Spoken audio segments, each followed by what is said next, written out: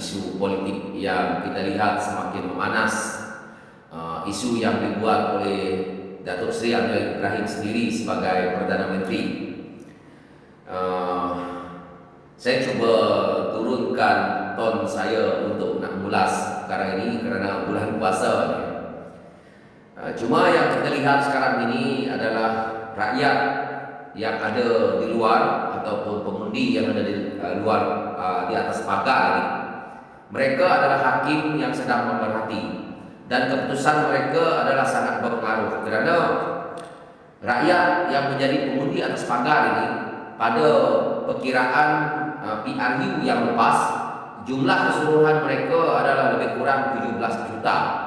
Mungkin hari ini dah meningkat pergi 18-20 juta. Ini perkara yang bukan boleh dibuat main-main oleh mana-mana parti politik. Tapi apa yang kita lihat hari ini adalah keangkuhan, keegoan yang sangat menonjol dan jawapan-jawapan yang diberikan oleh Anwar Ibrahim selaku Perdana Menteri itu sendiri kepada rakyat. Kita lihat isu yang membabitkan azam baki. Ini adalah isu yang melibatkan integriti penjawat awam yang sangat dekat di hati rakyat. Dan Anwar Ibrahim membuat endah tak endah. Di samping itu, dalil-dalil baru yang perlu dikeluarkan oleh ahli PKR perlu ada untuk nak menyelamatkan Anwar Ibrahim. Inilah cerita yang sama macam cerita Najib dahulu. Kita nak kembali menyoroti ke cerita Najib. Macam mana Najib itu ditendang oleh rakyat adalah sebelum PRU ke-14. Kita tahu Najib dan kuncu-kuncunya serta pendewa Najib, mereka yang walak terhadap Najib, mereka yang hari-hari membuai Najib dengan panggilan bosku, dan akhirnya Najib tersungkur bersama dengan komponen Barisan Nasional, termasuk parti utama Najib itu, iaitu UMNO, merosot sokongan. Kenapa perkara ini berlaku? Kerana rakyat melihat bahawa tindakan kamu sewaktu menjadi Perdana Menteri, kamu menggunakan kuasa kamu untuk menekan rakyat, untuk menjawab apa yang rakyat kata perlu diperbaiki. Kamu menyangkal nasihat rakyat, dan akhirnya rakyat menghukum kamu pada PRU ke-14. Inilah juga kisah, sebagian daripada kisah Najib itu tak perlu saya nak cerita. Sekarang ini, apa yang dilakukan oleh Anwar Ibrahim dah pergi hampir-hampir sama dengan apa yang Najib buat.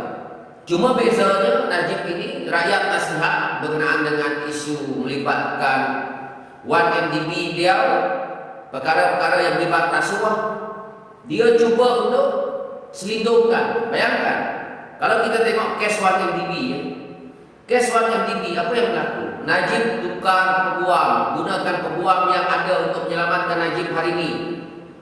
Najib tukar peguam negara, Najib macam-macam. Siapa yang bercakap isu ini akan digeledah, siapa yang cakap isu ini akan ditangkap SPRM, siapa yang ini akan disiasat oleh pihak polis. Kuasa ini dipakai oleh Najib. Dia gunakan sepenuh kuasa dia menjadi Perdana Menteri waktu itu untuk mengarahkan jabatan-jabatan kerajaan ini untuk menutup mulut rakyat. Akhirnya pada PRU ke-16 kita lihatlah apa jadi. Hancur kecai-kecai. Bukan saja hilang banyak, tetapi sehinggakan PHS 1.0 waktu itu menang 2/3 majoriti sebelum berpecah itu lah. Sebelum bersatu, berpecah, sebelum Azmin Ali semua tarik sokongan tu apa semua, itu dia punya cerita. Kita tengok 2/3 majoriti rakyat tolak.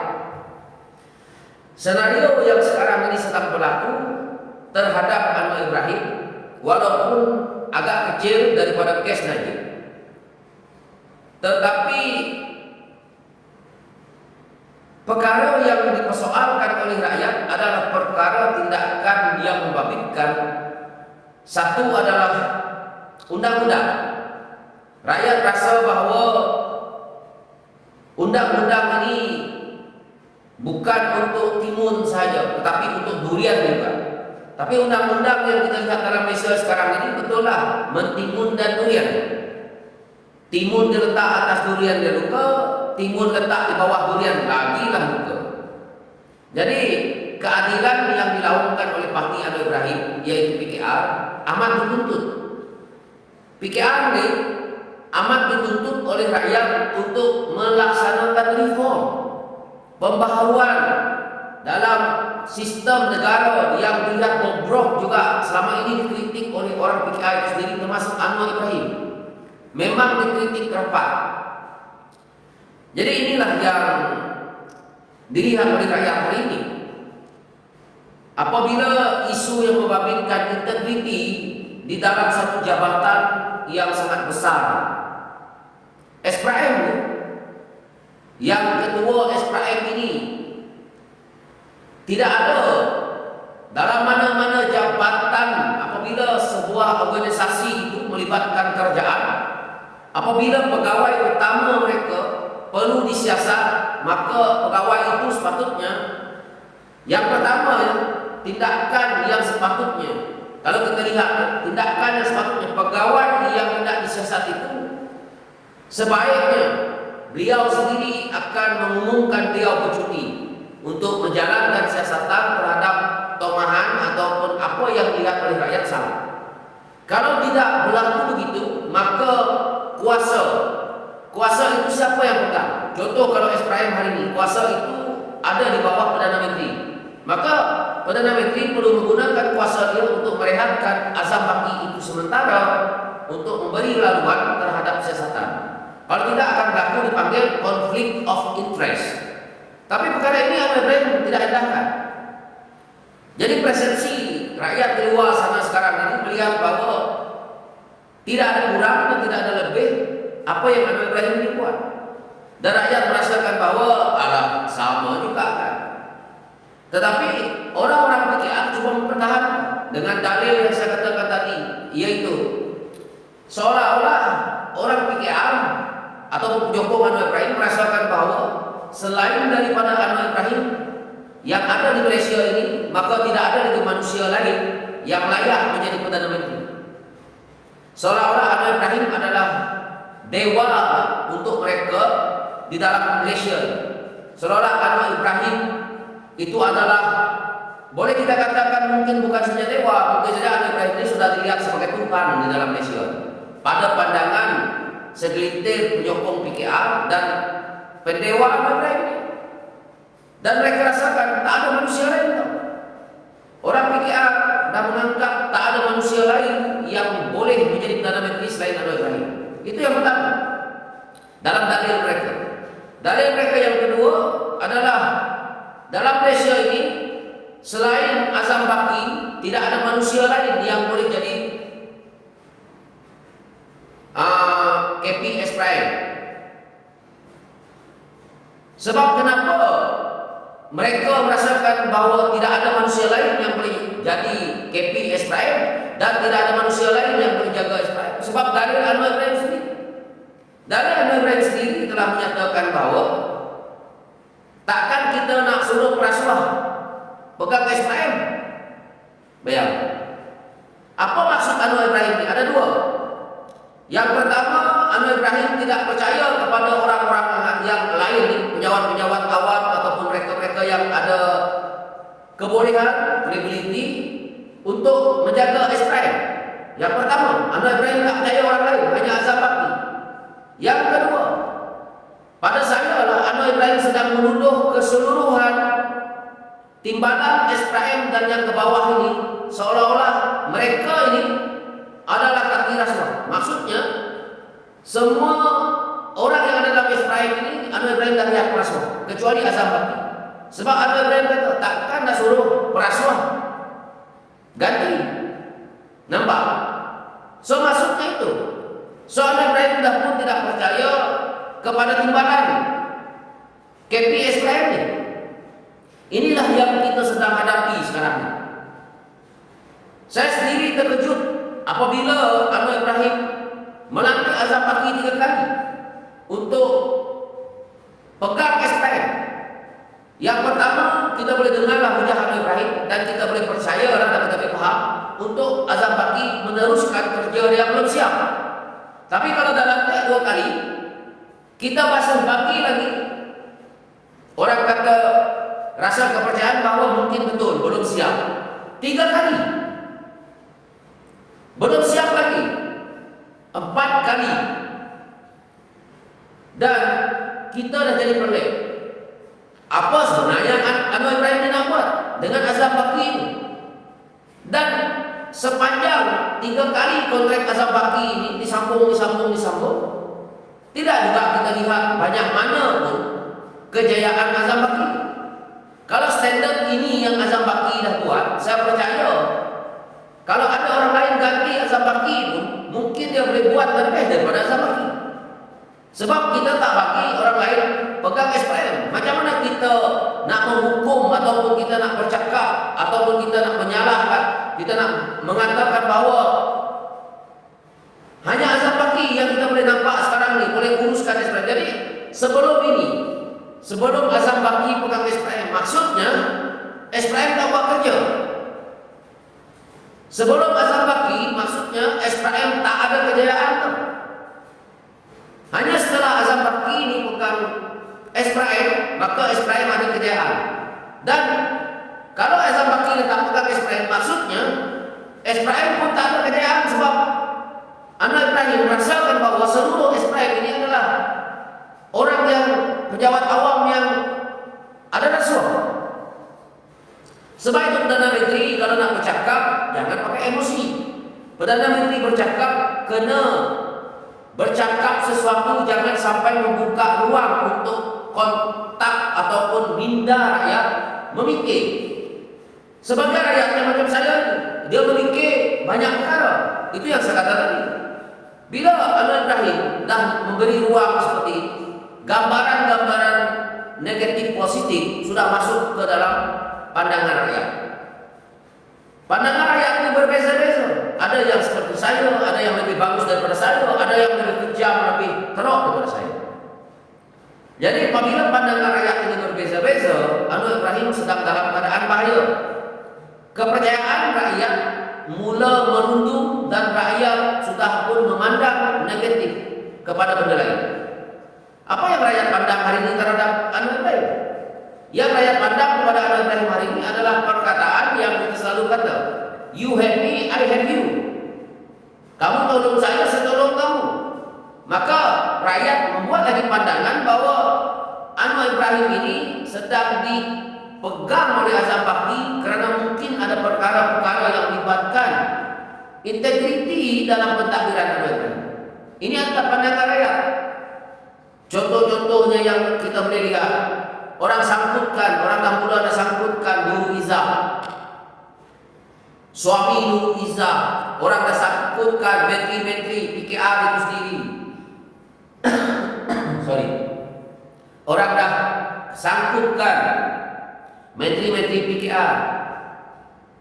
Dan bila melibatkan Bloomberg ini, itulah akhirnya dia pergi pula nak, orang kata,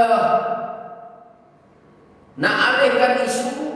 Rakyat lihat begini, sekarang ini isu Anwar Ibrahim dengan azam baki mereka alihkan kepada isu revisi. Isu revisi yang berada di Kementerian Ekonomi. Rakyat di luar sana kata siasat revisi. Sebab rakyat nak tengok. Yang pertama, sebagian daripada rakyat ini yang menyokong Anwar Ibrahim, dia nak siasat revisi ini, biar revisi Ramli jatuh, biar reputasi Ramli rosak kerana akan dia mengambil rasuah di dalam waktu beliau menjadi Menteri Ekonomi. Jadi ini pandangan-pandangan yang daripada penyokong Anwar.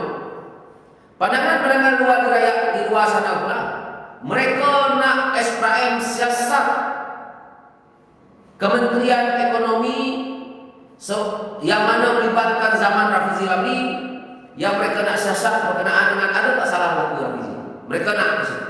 Mereka nak goreng Rafizi ini sampai jatuh, supaya menutup isu besar antara Anwar dan azam baki. Nak alihkan isu ini. Rakyat memang suka. Rakyat suka kalau Rafizi Ramli ini disiasat tadi. Tujuannya untuk apa? Kerana rakyat tahu. Kau siasat Kementerian Rafizi, umpama kau sedang menempah maut, kau sebenarnya sedang menyiasat SPM siasat Rafizi dekat situ. Rakyat bukan bodoh tau. Rakyat sudah nampak bahwa kau siasat Rafizi di situ, kau siasat Menteri Ekonomi, Kementerian Ekonomi, dia patah balik kerana pada Anwar Ibrahim. Kerana Anwar Ibrahim sendiri jadi Menteri Keuangan. Dia patah balik kerana orang Anwar, mungkin Tengku Zafrul yang berada di BT. Dan dia akan pergi pula di bawah BT. Tidak. Dia patah balik kepada peguam negara. Dia patah balik kepada KSU. Dia patah balik lagi kepada SPM yang menyiasat perkara ini. Jadi benda ini dia berpusing agak lama, tetapi kau berjaya alihkan isu. Tetapi isu itu seperti peluru yang kau tembak. Dia pergi dekat dinding besi yang tebal, dia berlantun sana, berlantun sini, dia patah balik, kedebung kena dahi ke orang semua. Itu sebabnya rakyat berseronok kalau isu ini disiasat. Yang satu rakyat nak tengok supaya membersihkan nama Rafizi Lamli. Yang kedua, rakyat memang nak kenakan kau. Rakyat bukan bodoh hari ini. Sebab itu saya tengok isu-isu yang nak dialihkan ini adalah isu yang kita boleh katakan buat andaian bahawa Anwar Ibrahim ada something yang kau sedang sembunyi dan Azam Baki juga bersekongkol dengan kau. Ini yang kita rakyat lihat. Orang membuat pandangan dan saya lihat, saya buat kajian, rakyat di luar menyatakan bahawa mereka lihat Anwar Ibrahim dan Azam Baki bersekongkol satu perkara. Isu yang sahabat saya sendiri dah ulas sebelum ini, yang Iswani ulas berkenaan dengan PKR, Casey PKR dapat duit secara tunai. Itu berlaku di zaman kami dahulu. Sebab itu Rafizi ni apa Iswani kan Rafizi Iswani katakan. Sebab itu saya kata pendanaan politik ini di mana-mana pasti ada. Mana-mana pasti ada pendanaan politik. Jadi kalau PKR cerita nak berteras rasuah, kami ini bekas pemimpin PKR. Dan daripada mana pendanaan politik ini berlaku? Bukan sedikit. Jadi kalau kita lihat begini, tak tahulah toke balak manalah yang mendanai PKR sekarang ini. Kalau harap daripada Menteri PKR yang nak buat sumbangan kepada parti, dia orang-orang parti ini, apabila kau bertanding menggunakan logo PKR umpamanya, gaji kau akan ditolak berapa persen untuk parti itu. Mana-mana parti lah, saya tak tahulah, tapi saya lihat DAP pun melakukan hal yang sama, PKR pun saya rasa lakukan perkara yang sama. Duit itu tak cukup, sebab PKR ada berapa orang aja, ahli parlimen dan juga adun. Jadi sekarang ini, duit pendanaan politik PKR datang daripada mana sebenarnya? Ya. Kalau PKR tak merasakan bahawa mereka ini adalah parti yang nak hapuskan rasuah, orang tak persoalkan tau. Kalau PKR ni macam parti UMNO ke, PKR ni macam parti Bersatu ke, rakyat tak persoalkan kerana ini bukan parti reform. Parti-parti yang lain ini bukan parti reform. Mereka adalah parti yang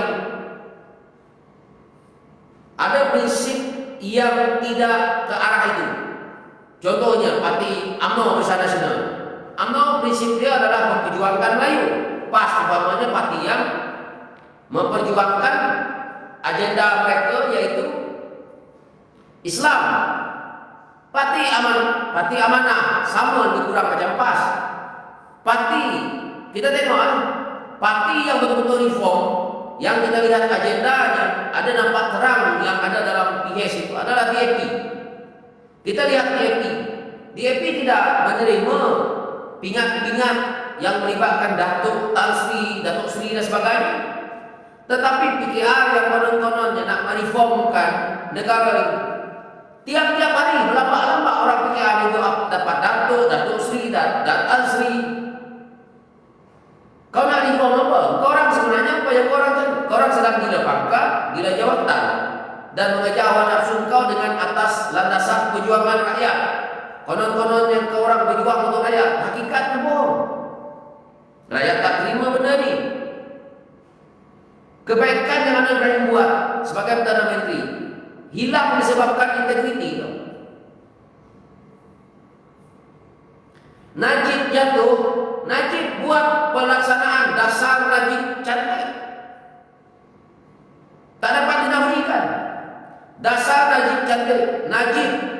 Najib ya, buat penbolio, luluskan penbolio sampai Sarawak tu. Sarawak punya dah siap dah penbolio. Itu jasa Najib yang luluskan. Tapi PRU 14, rakyat Sarawak tolak Najib. Rakyat Sarawak tolak BN di Sarawak. Hancur. Sebab itu jadi GPS.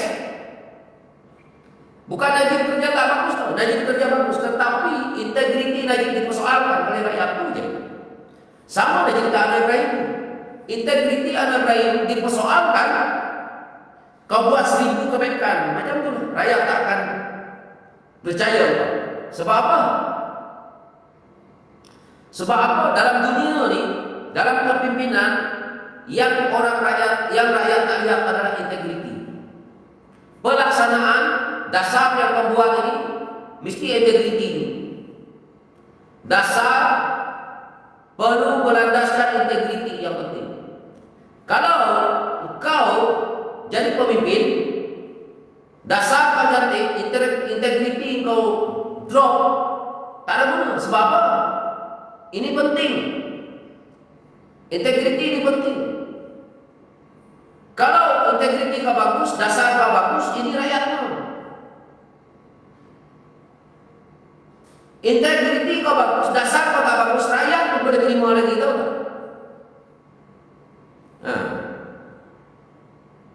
Tapi kalau integriti kau tak bagus, dasar kau bagus, macam mana Anwar Ibrahim hari ini? Itulah sebabnya rakyat tolak. Sebab apa rakyat tengok pada integriti? Kenapa rakyat tak tengok pada dasar yang kau buat? Sebabnya mudah. Dasar ni, kalau contoh, suruh saya jadi Perdana Menteri, dasar ni, kementerian-kementerian boleh bagi pandangan dengan lain. Dasar ni, supol saya, penasihat saya boleh bagi pandangan kepada saya. Jadi dasar ini boleh dilaksanakan oleh sekelompok orang, sekelompok pasukan untuk menentukan mana tuju yang dengan baik. Nak bagi BRIM ke, nak buat dasar kesihatan ke, nak buat dasar pendidikan ke, tak ada masalah. Tapi bila integriti engkau seorang pemimpin dipersoalkan, semua hancur. Itu sebabnya sekarang ini Anwar Ibrahim integriti dalam dia mempertahankan azam bakti ini sangat-sangat penting. Sebab satu posisi dia sebagai Perdana Menteri, satu posisi azam bakti sebagai KPS Prime. Sampai hari ini rakyat menunggu-nunggu. Dulu rakyat tunggu Mahathir nak letak SPRM di bawah parlimen. Rakyat faham Mahathir tak akan buat kerja itu. Rakyat faham. Kalau Mahathir 20 tahun, 30 tahun jadi Perdana Menteri dan Mahathir tak nak letak SPRM di bawah parlimen, rakyat okey. Rakyat tahu dasar Mahathir. Kita kata Mahathir itu kuku besi, rakyat tahu. Selepas Mahathir, Pak Allah, tak apalah Pak Allah ni pun tak nak juga letak parlimen ini apa SPRM di bawah parlimen. Zaman tu dipanggil bukan SPRM, anti rasuah. Tak apa, rakyat tahu. Masuk Pak Allah, pergi pada Najib, zaman Najib, tak apalah Najib pun tak letak sebab kita tahu Najib pun banyak dia salah gunakan. Macam mana Anwar Ibrahim punya cerita ni, rakyat agree lah. Lepas tu masuk Muhyiddin Yassin, rakyat pun agree lah, tak apalah. Sebab kau memang sama juga kisah kau. Masuk Ismail Sabri, kita pun tahulah, geng UMNO juga ada kaki penyamun juga. Kita boleh cakap rakyat okey lagi. Tapi daripada zaman Mahathir masuk zaman Pak Allah, masuk zaman Najib, masuk zaman Muhyiddin, masuk zaman Mahathir balik, masuk Muhyiddin, masuk Ismail Sabri, sampai ke zaman Anwar. Rakyat menunggu berpuluh tahun. Janji Anwar Ibrahim, janji PH, janji PKR adalah untuk nak mereformkan SPM, meletakkan SPM di bawah parlimen. 3 tahun. Masuk tahun keempat. Nak habis 1 penggal. Sampai sekarang SPM tidak di bawah parlimen. Hari ini kisah yang Anwar Ibrahim buat menyebabkan rakyat Malaysia faham perundangan, rakyat Malaysia faham kenapa orang kata SPM ini perlu bebas. Ini kerana kerja Anwar Ibrahim. Dan akhirnya orang-orang macam kami mendedahkan macam mana kuasa itu terbentuk, bagaimana SPM ini perlu letak di parlimen dan sebagainya. Dan akhirnya Anwar sedang mengajar rakyat untuk faham bahawa ini salah laku. Betapa besarnya kuasa SPM ini diletak di bawah Perdana Menteri. Yang kita lihat, yang rakyat tak paham ni, bahawa jangan kuasa SPM ini duduk di bawah Perdana Menteri. Apa yang kamu orang rakyat lihat hari ini? Pembelajaran yang kamu rakyat lihat hari ini adalah apabila Perdana Menteri itu ada konflik of interest dengan SPM, maka kamu lihat inilah dia. Anwar Ibrahim tak nak lepaskan Azam Baki. Azam Baki tidak nak letak jawatan. Siapa yang boleh halang sekarang? Saya nak tanya. Sebab itulah daripada dulu zaman kita lawan Mahathir, lawan pemerintah yang lepas, sebab itu kita beria-ria nak letak SPM di bawah parlimen. Sekarang ini, kalau SPM di bawah parlimen, kamu orang tahu tak? Azam Baki sudah merengek-rengek dah. Saya ingat semalam Azam Baki dah dipecat tau. Tapi sekarang ini ahli parlimen nak bersuara macam mana? Kuasa tu ada pada Anwar Ibrahim. Aku nak pecat, aku nak sambung Anwar Ibrahim. Nah sekarang ni kamu orang dah belajar lah benda ni. Dan kamu orang dah faham dah. Oh, inilah untungnya apabila salah laku yang berlaku dalam kerajaan, dalam negara demokrasi ini, kita belajar banyak benda. Dulu bila kami cakap SPM ni perlu letak dekat sini, SPM banyak rakyat tak faham. Tapi hari ini Anwar Ibrahim telah mengajak anda untuk melihat inilah kuasa di Perdana Menteri, inilah kuasa SPM, kenapa SPM perlu letak di bawah parlimen, dan ada sebagian yang kata letak di bawah yang Ketua Dato'. Tak boleh. SPM pun tak boleh letak di bawah yang Ketua Dato'. Sebab akan berlaku konflik of interest. Ini lagi bahaya.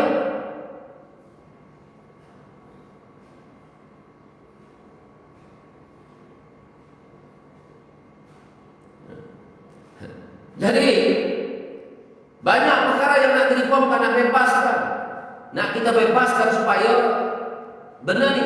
Sebab itu kenapa kalau kita lihat Rafizi Lamri menentang apa yang Anwar Ibrahim dibuat, sebab benda ni lah. Mana ada pegawai kerajaan, kamu orang lihat tak? Satu contoh yang terbaik kamu orang rakyat boleh lihat. Sebelum kes Azam Baki, kamu orang sebenarnya telah ditunjukkan dengan satu petunjuk tau. Apa dia? Sebelum Azam Baki ini sudah ada petunjuk contoh yang rakyat boleh lihat adalah apabila Panglima Tentera Darat, Panglima Angkatan Tentera disiasat isu membabitkan rasuah. Apa berlaku? Mereka letak jawatan. Nampak tak?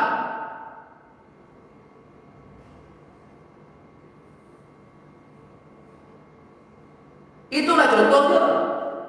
Kalau tanya dekat pejabat-pejabat awam, orang pergi tanya dekat KSU, orang pergi tanya dekat panglima yang ada hari ini, orang pergi tanya dekat mana-mana pengarah-pengarah yang ada dalam jabatan kerajaan hari ini.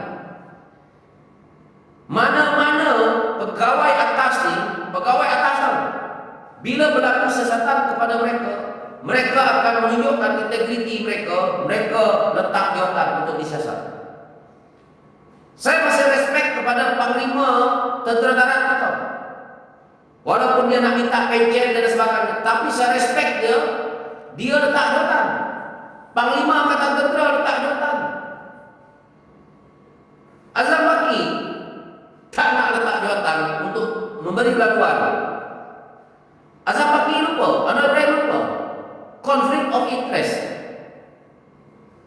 Buat apa kau cakap konflik of interest kalau kau sendiri tak faham? Yang terakhir, yang berada dalam minda kita rakyat hari ini paling sedihlah kita dengar. Dalam peraturan penjawat awam tahun 19, tak silap saya, akta itu tahun 1997, akta itu ke 1993 yang menyatakan di situ dengan jelas bahwa seorang penjawat awam ataupun seorang pegawai penjawat awam hanya dibenarkan mempunyai pemilikan saham sejumlah yaitu 5% ataupun setara 100.000 ringgit di mana-mana syarikat. Tentara benda itu dah buat. Azam Baki tahu benda itu. Tapi kenapa kau buat? Azam Baki sebagai pegawai kerajaan, badan minimum, kau tahu benda ini, kenapa kau buat? Kau tak boleh kawan nafsu kau? Kau terasa sangat nak main saham, kenapa kau tak berhenti? Pergilah main saham. Sekarang ni, kalau dia pergi letak jawatan, kau pergi duduk dekat pusat saham, duduk 24 jam kau mainlah saham. Tak ada orang marah. Orang tak persoalkan Azam Baki kalau pergi letak jawatan hari ini dan dia duduk dekat pintu bursa saham tu untuk dia main saham, main dan kau puas. Orang tak marah. Tapi dia dah tahu benda tu yang kau pergi buat juga kenapa? Kalau inilah satu contoh yang akan berjangkit kepada keseluruhan pejabat awam. Azam Baki boleh buat, kenapa kami tak boleh buat? Lepas ni boleh tak? Kalau ketua polis negara nak main saham, lepas ni beli. Timbalan ketua polis negara nak main saham, lepas ni beli. Panglima Angkatan Tentera lepas ni kalau nak main saham, beli. Panglima Tentera Darat, Panglima Tentera Laut, Panglima Tentera Udara. Kalau kau orang nak main saham, lepas ni kau orang beli. KP, Immigration lepas ni kalau kau nak main saham, kau pergi beli. Cashew, kau orang nak pergi main saham, lepas ni beli. Boleh. Mana-mana pejabat awam kau beli je. Kau nak beli 2 juta, kalau gini kau memang buat bisnes besar-besar, lepas ni kau beli je. Kau beli je saham. Sebab Azam Baki dah melanggar perkara ini dan Azam Baki kata boleh.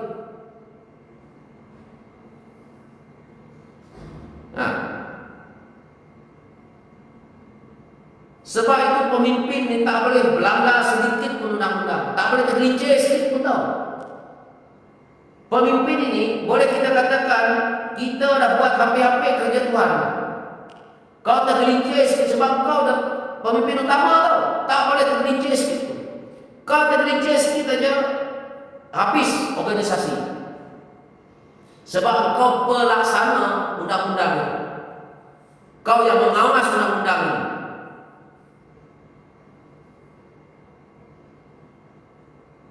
Perkara ini terjadi adalah rumusan terakhir dalam isu ini. Perkara ini terjadi adalah kalau kita tengok di Malaysia ni, trend yang menyebabkan Malaysia penuh dengan rasuah adalah pemimpin-pemimpin yang ada dekat Malaysia ini tidak berjaya mengawal nafsu serakah. Kamu tengok, kamu orang tengoklah. Macam mana Panglima Angkatan Tentera Darat ini bukan salah satu pribadi tau.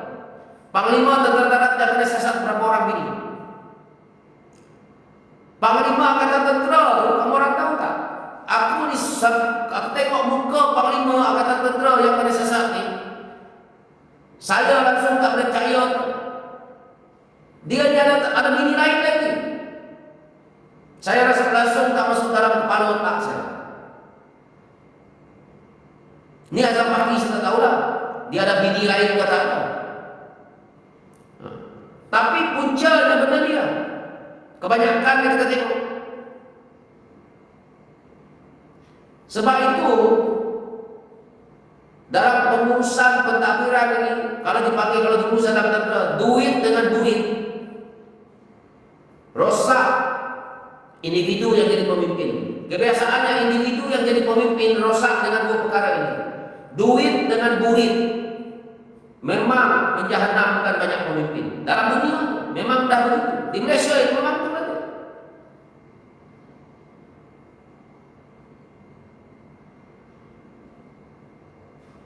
Bila menjadi pejabat awam, saya declare ya, pejabat awam ni, mana-mana pejabat awam lah.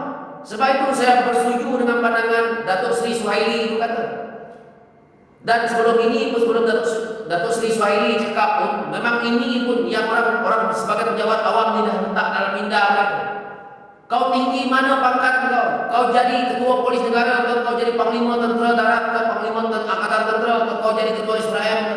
Kau jadi ketua imigresen ke? Kau jadilah yang paling besar. Kau jadilah. Belum ada pejabat awam ni yang dikategorikan kaya kerana mereka pejabat awam. Hidup mereka senang ya. Mungkin zaman hari ini boleh jadi miliarder ke? Boleh jadi miliarder. Tapi bukan mereka kaya. Bukan mereka setahap orang yang buat bisnes dekat luar.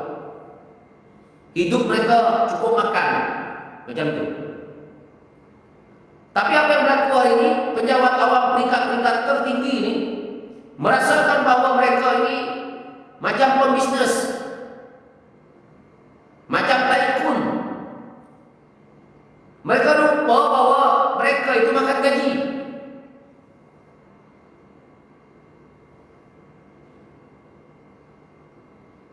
Bila pejabat awam dia makan gaji, tinggi mana pun pangkat kau, itulah level gaji kau.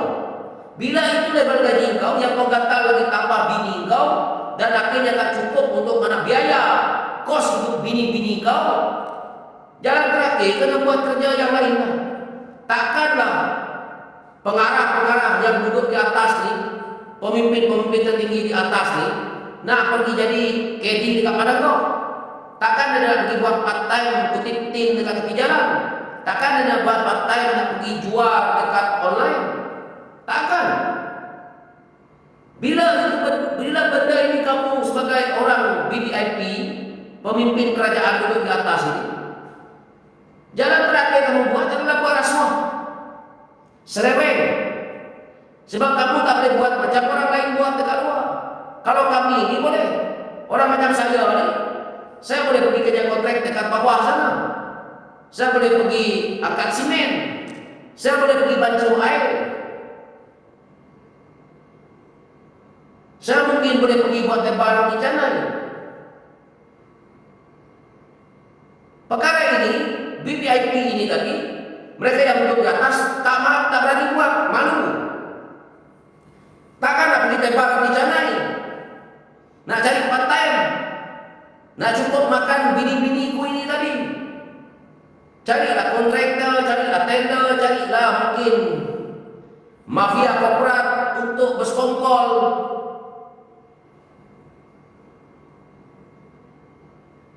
Pejabat-pejabat awam ni, yang mana yang gaji 30.000, 40.000 ke atas zaman ini ya. Gaji pejabat awam yang berpangkat tinggi, gaji kaum orang 40.000, 30.000, besar kita orang dengar. Tapi pada orang yang dekat luar ni, yang buat bisnes dan sebagainya, itu pun kecil. Dan sebenarnya dunia luar ni, gaji kau orang itu pun kecil. 30-40 ribu tu lepas itu kau nak berbini-bini, mana nak cukup? Pilih pula bini yang mata hitam, yang mata jenis kelabu. Bini nombor 1 nak kereta Velfire, bini nombor 2 nak kereta Velfire. Mati gaji kau dekat dua perkara ni. Bini yang 1 nak rumah kondo, nak banglo. Bini nombor 2 pun nak banglo. Anak kau lagi, bila ada bini ada anak, mana nak cukup makan?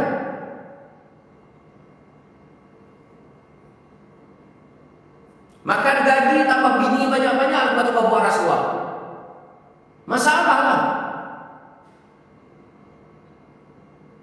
Kita ni bulan puasa, kita bercakap pasal agama, berdebu pasal agama.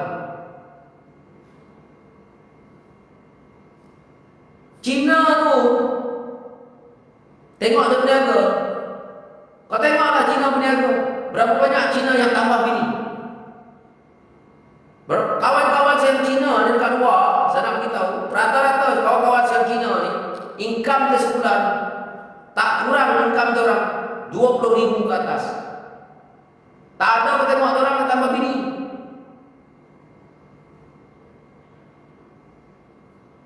Kita ni baru je gaji 6-7 ribu mula tambah bini. Tambah lagi kali kalau kat Sarawak tu, baru makan gaji 6-7 ribu, baru pangkat sikit, wah tiap malam pergi karaoke pula. Matilah. Sebab itulah hidup ini kena ukur. Kena ukur baju di badan sendiri itu.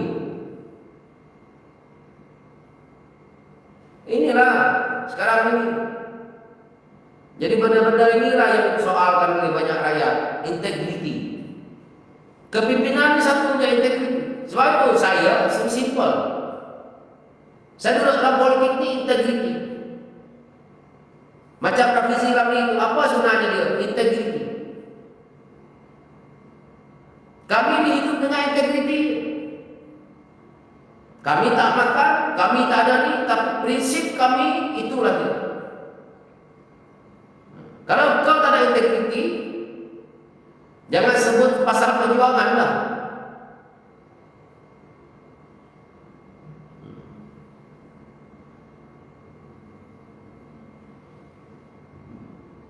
Kau orang cakap gaji 6 ribu sibuk pergi kelabing, kau orang bukan main lagi kau orang kat bawah Ini geng-geng Sarawak kau orang ni teruk lah. Okey, itu sajalah untuk kita jadi Pak Ustaz lah saya petang ni kan buat ceramah supaya kita difaham, supaya masuk sikit dalam otak, jangan asik-asik aja, jumut aja kerja, supaya kita berfikir. Itu sajalah dari saya. Assalamualaikum, selamat petang, thank you, selamat berpuasa. Sekejap lagi berbuka, tinggal berapa jam lagi, tak ada jam di sini. Okey, thank you.